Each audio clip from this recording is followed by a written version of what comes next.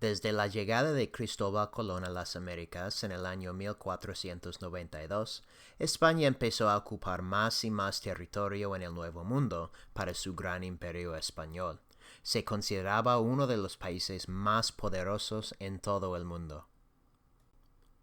Todo eso cambió después de la Guerra Hispanoamericana del 1898. Como resultado de la guerra, España perdió muchos de sus territorios como Cuba, Puerto Rico y las Filipinas a los Estados Unidos. España ya no estaba entre los países más poderosos del mundo y muchos españoles empezaron a dudar del futuro del país. Un grupo de jóvenes escritores expresó sus dudas y preocupaciones sobre España por medio de sus obras de literatura y de poesía. Estos literarios se llamaban la Generación del 98. Entre ellos, los más conocidos eran Miguel de Unamuno, Pío Baroja y Antonio Machado.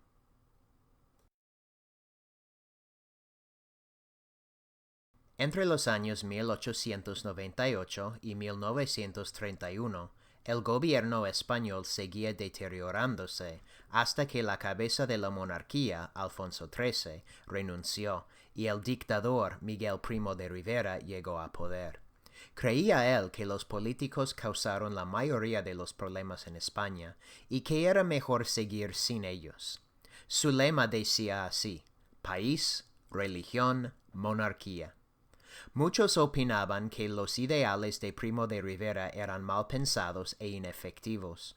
Mientras tanto, los gobiernos rurales experimentaban muchos problemas sociales como el analfabetismo y la pobreza.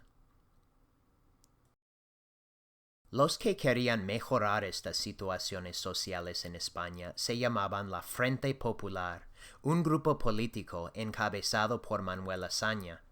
Los de la Frente Popular eran proponentes a un gobierno nuevo que se llamaba la Nueva República. Este gobierno nuevo quiso transformar la organización social y política de la nación al establecer una constitución democrática y progresista. Bajo su constitución se instalaban leyes que separaban la Iglesia del Estado, que permitían el divorcio, que concedían el derecho de votar a las mujeres y que mejoraban las condiciones de trabajo. Además, la nueva república fundó más de 2,000 escuelas públicas y seculares. Los que apoyaban a la nueva república se llamaban los republicanos, y los que estaban en contra se llamaban los nacionalistas. Había mucha resistencia a las reformas de la nueva república por parte de los nacionalistas conservadores. Entre los nacionalistas conservadores era un general militar de nombre Francisco Franco. Él llegó a ser el líder de los nacionalistas después de un conflicto militar en Marruecos, África, que fue el principio de la guerra civil. Franco tenía alianzas militares con Adolfo Hitler de Alemania y de Benito Mussolini de Italia, y colaboraba con ellos para intimidar y aterrorizar a los que lo oponían. Uno de los ataques colaborativos más conocidos y trágicos fue el bombardeo de la ciudad vasca de Guernica en el año 1937. Franco mandó que los tucas de Hitler bombardearan la ciudad como acto de terrorismo. Hitler se aprovechó de esta oportunidad para practicar con sus armas nuevas, que más tarde empleó durante la Segunda Guerra Mundial. El ataque sobre Guernica le inspiró al pintor Pablo Picasso a pintar una de sus obras más famosas, una pintura de nombre Guernica. Es una obra monocromática que simboliza todo el caos, la violencia y la tristeza que resultaron del bombardeo de la ciudad de Guernica. Muchas fuerzas al extranjero, es decir, de otros países, observaban la violencia que resultaba de parte de Francisco Franco y su régimen fascista. Para ayudarles a los republicanos de España y para prevenir que el fascismo llegara a otras partes del mundo, muchos grupos internacionales se juntaron. Los voluntarios de estas brigadas internacionales mandaron provisiones y tropas a España. Una de las brigadas más famosas y efectivas se llamaba la Brigada de Abraham Lincoln de los Estados Unidos.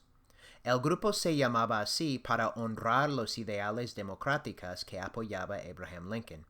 3,000 americanos llegaron a España para ayudar a los republicanos. Después de varios ataques violentos por todas partes de España de parte de Franco, y a pesar del apoyo internacional, Franco y sus nacionalistas llegaron a ocupar la ciudad capital Madrid en el año 1939. Los nacionalistas tomaron el país. Franco se instaló como dictador de España hasta su muerte en el año 1975. Antes de morirse, Franco mandó construir el Valle de los Caídos en el año 1940. Este monumento serviría de tumba para las víctimas nacionalistas y republicanos. La tumba de Francisco Franco también se encuentra en el monumento, a pesar de mucha controversia. Él es el único enterrado allí que no fue víctima de la Guerra Civil Española.